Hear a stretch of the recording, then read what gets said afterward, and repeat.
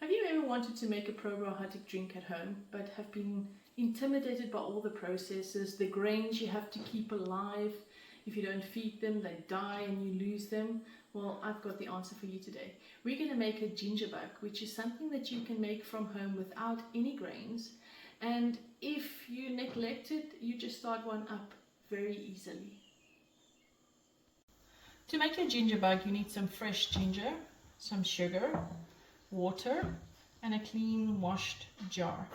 Now, to the water, you need water that's not chlorinated. So if you live in a town, you either need to filter your water or buy filtered water. I use borehole water. So start by taking a small piece of your ginger, around about 2 tablespoons of fresh ginger, and you chop this up nice and even and fine.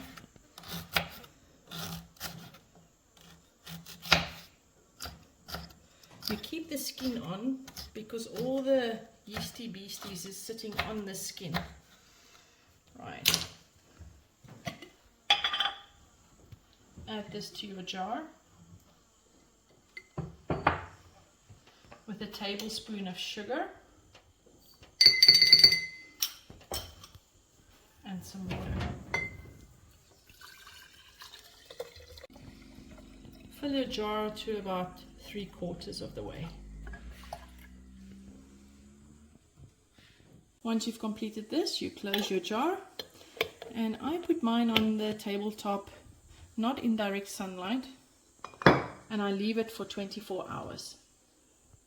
So once you've got your Gingerbug, you have to feed it every 24 hours for 5 days before you use it. So let me show you how to feed your Gingerbug.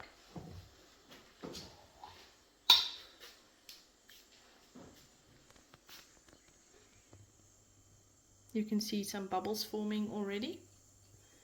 This is good. This means this Gingerbug has activated. So to feed your Gingerbug, you need to chop up 1 tablespoon of ginger. Add it to your Gingerbug. And then you need to add another tablespoon of sugar. I don't even stir it, I just pour it in and I close my jar and leave it to stand on the counter for another 24 hours.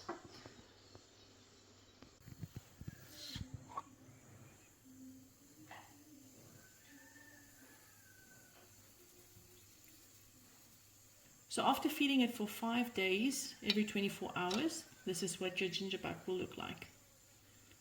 And now we're going to use it to make a probiotic fruit drink.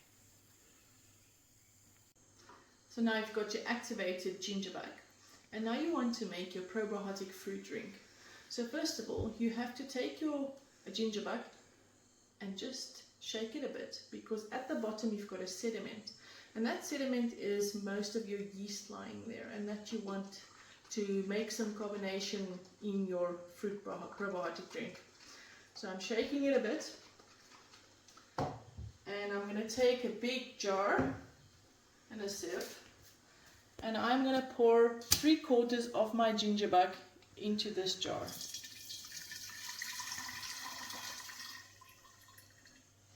The rest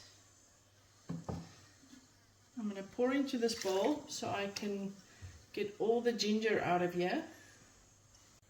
So this ginger that's in here, I do not waste. I have a bag in my freezer filled with all the previous Gingerbug's ginger. So I just add it to this, and once I have a full bag, I will make either some ginger shots or maybe some ginger sweets. So there's nothing wrong with this ginger. So what I've poured out with my ginger now, I'm just going to pour back into my bottle. And I will add some water, my tablespoon of ginger, my tablespoon of sugar, and I'll put it aside again for next time. So what we've got in here is our 3/4 of our gingerbug. Now we add some of the juice. Once I've added all the juice, I will just put a little hat on, and this will keep flies or any other insects out of your probiotic drink. Now, the objective now is to get these probiotics to feast on the sugar in the juice. So by the time that you use the juice, there is no more sugar left. So I've had many questions on people saying, I don't want to add so much sugar. The sugar is necessary for the probiotics to thrive and to multiply. So by the time you ingest it, there's hardly any sugar left. So this will stand now for 2 to 3 days, and you can either judge it by the amount of activity that you see in the container, or you can taste it. The taste test is the best, because then you will know at what sweetness, or rather not sweetness, you want it.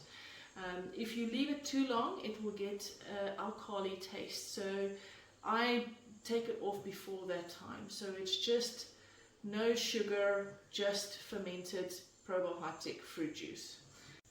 And that, friends, is your probiotic fruit drink.